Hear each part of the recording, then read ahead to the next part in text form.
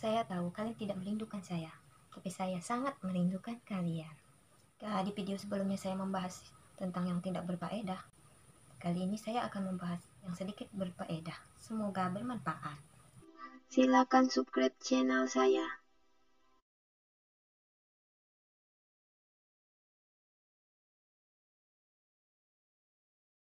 Apakah kalian pernah melihat serangga tersebut? Apa itu? Saya tidak pernah melihat. Kamu sih. Makanya sekali-sekali kenalan dong. Sebelum lanjut video, saya akan perkenalkan diri saya. Patah mengatakan, jika tak kenal, maka tak sayang. Tapi, jangan sayangi saya. Saya istri orang. Di video kali ini saya akan membahas tentang trigona. Apa itu trigona? Langsung saja. Trigona adalah lebah yang tak memiliki sengat. Jadi aman untuk kalian pelihara. Memiliki keanekaragaman spesies yang paling banyak, setidaknya tercatat lebih dari 200 spesies lebah trigona yang ada di berbagai belahan dunia. Memiliki banyak nama dan sebutan, tiap daerah memiliki penamaan yang berbeda-beda. Kalau di daerahmu, apa namanya? Penyebarannya hanya berada di negara-negara yang dilintasi garis khatulistiwa. Beragam jenis trigona tertentu mampu bertahan hidup di daerah beriklim tertentu. Memiliki ukuran tubuh yang sangat kecil. Walau ada salah satu jenis ukuran tubuhnya terbilang besar, mendekati ukuran tubuh apis. Cenderung memiliki satu ekor ratu dalam tiap koloni, namun ada pula ditemui memiliki lebih dari satu ratu dalam setiap koloni. Ratu lebah trigona memiliki kebiasaan memenggal ratu yang baru menetas. Ratu ini sangat kejam. Setiap ratu mampu melayani ratusan pejantan hingga ia mampu bertelur hingga ratusan ribu sepanjang hayat. Hebat juga ini ratu. Pejantan lebah trigona sangat agresif dalam menjaga sarang dan koloninya. Mereka menggunakan propolis yang lengket untuk dilemparkan kepada tubuh musuh-musuhnya sebagai bentuk pertahanan. Trigona aja memiliki pertahanan. Kamu gimana cara bertahannya? Jumlah pejantan lebih sedikit dibanding pekerja. Ratusan hingga ribuan ekor tiap koloninya.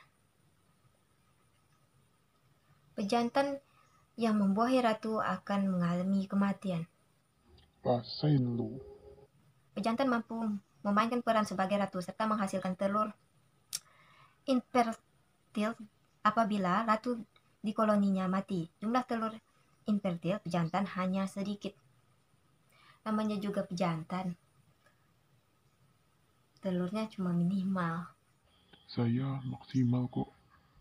Pejantan yang mati setelah membuahi ratu akan diangkat dan dibuang keluar oleh sarangnya oleh para lebah pekerja.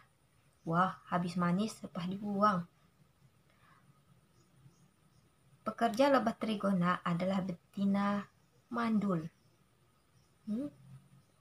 Kasihan juga ya, betina mandul hanya dipekerjakan sebagai pekerja. Kita lanjut. Jumlah lebah pekerja lebih banyak dari pejantan. Jumlahnya ribuan hingga puluhan ribu ekor dalam setiap koloni. Pekerja tidak hanya bekerja mengumpulkan madu dan polen, namun bertanggung jawab pula dalam penataan struktur sarang serta menjaga kesterilannya. Iyalah, namanya juga pekerja, harus ada tanggung jawabnya. Jangan seperti yang sudah bekerja ya, tinggalkan. Kita lanjut. Pekerja memiliki keberanian dan kemampuan bersaing dengan lebah yang ukuran tubuhnya lebih besar dari dirinya dalam hal mencari pakan.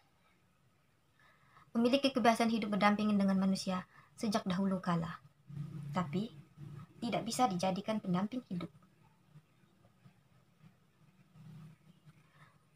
Sebagai agen penyerbukan tanaman yang mumpuni, sebagai indikator lestarinya lingkungan hidup. memilih sarang di media alami sesuai keinginan mereka.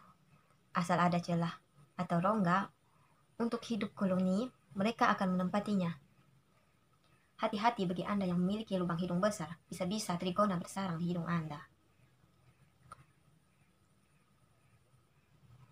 Kayu berlubang, salah satu media sarangnya. Jangan lubangi kayu Anda. Batu berongga pun mereka tepati untuk bersarang. Ada juga sebuah spesies lebah trigona yang memiliki hidup di dalam tanah. Ternyata mereka bisa juga hidup berdampingan dengan cacing. Bahkan di benda-benda buatan manusia pun mereka bisa bersarang. Sarang lebah trigona sangat steril dan bebas bakteri. Ada yang berpendapat sterilnya sarang trigona menyamai ruang operasi. Kalah dong rumah gue. Memproduksi madu yang rasanya unik dan lebih berkhasiat dibanding madu dari lebah bersengat. Madu lebah trigona beragam warna mulai dari bening sampai hitam gelap. Rasa madunya beragam pula, seperti nano-nano. Manis, asam, dan tidak ada asinnya. Rasa madunya enak sekali dan unik sekali. Tapi saya tidak suka di madu.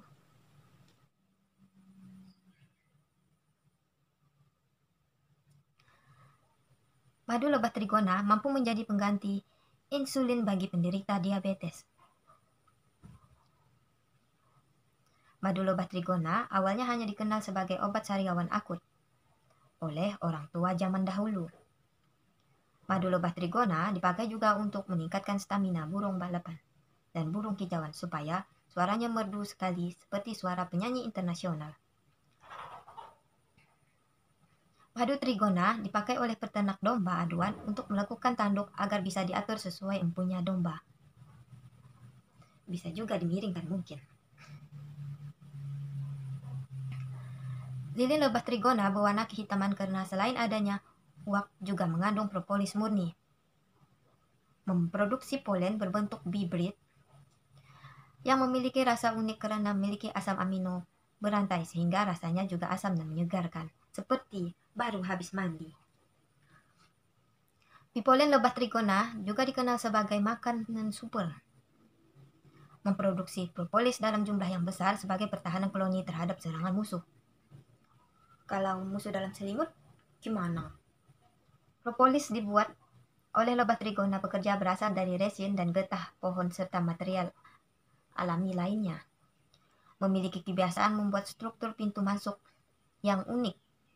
Pintu masuk tersebut juga berfungsi sebagai penanda sarang bagi koloni tertentu. Para lebah trigona tidak bisa sembarangan masuk. Tidak pernah salah masuk ke sarang koloni lain karena tiap koloni lebah trigona memiliki perbedaan material. Tidak seperti kamu yang sembarang masuk. Telur, madu, dan bipolen lebah trigona disimpan terpisah dalam pot-pot penyimpanan yang berbeda. Tapi juga tidak di pot bunga. Pot-pot penyimpanan telur berbentuk bulat, ukurannya sebesar pentol korek, tidak sebesar pentol kuah.